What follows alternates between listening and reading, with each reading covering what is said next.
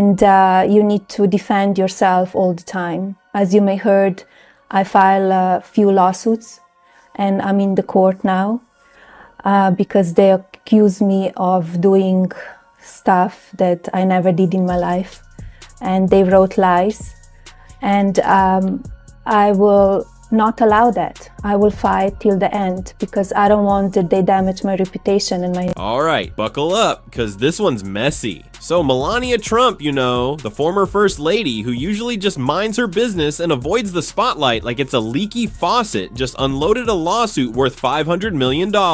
Yeah, $500 million with a B, and who's in her legal crosshairs? None other than Sunny Hostin from The View Shocker. Now, before we dive in, just imagine being so smug, so chronically loud and wrong that you end up getting sued by someone who rarely even speaks in public. That's how deep this goes. Melania is done playing nice. She's had enough of Sunny's reckless, gossip-ridden commentary, enough of being called names, mischaracterized, and basically slandered on national TV by a woman who thinks being loud equals being right. So what exactly did Sunny say? Well, she decided to go full tabloid and accused Melania, wait for it, of being a former escort. Like, that's not one of the oldest, cheapest shots in the anti-Trump playbook. And she said it with the kind of smug confidence that only someone completely insulated by studio applause and virtue signaling backup dancers could manage. But here's where it gets real juicy. Melania's not just threatening legal action. Oh no, she's suing actively. And she's not just suing to make a point, she's suing for reputational damage, defamation, emotional distress, and loss of business opportunities. In other words, this is not a PR stunt, this is war. Now look, you don't gotta love Melania. You can dislike her politics. You can think her husband's a circus clown with a Wi-Fi password for a haircut. But facts are facts, and this kind of reckless character assassination, it's not journalism, it's not even commentary. It's personal, and she's making it clear that it crossed the line. And if you think this is just about a headline, oh buddy,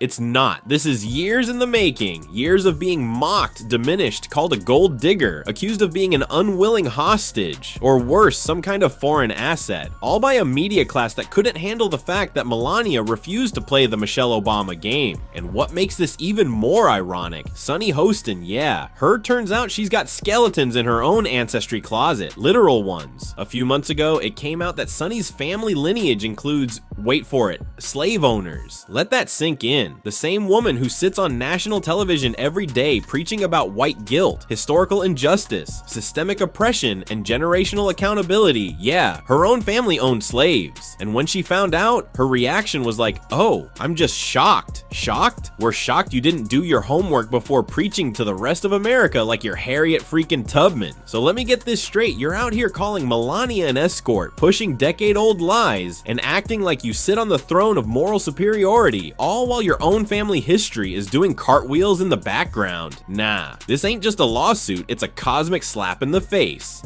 And to make it even better, Greg Gutfeld jumps in, flamethrower in hand, and he roasts Sunny on air like it's a Comedy Central special. He says what we're all thinking, how are you this comfortable being this hypocritical? Like, at what point do you just stop talking and maybe reflect? Because let's be honest, The View is less women empowering women and more like Mean Girls Brunch meets bad political takes. It's basically a daytime rage factory where logic goes to die, and now it's finally catching up to them. You know how people always say, if you keep playing with fire, eventually you'll get burned. Well, guess what? Sunny didn't just play with fire, she bathed in gasoline. And Melania, she's the match.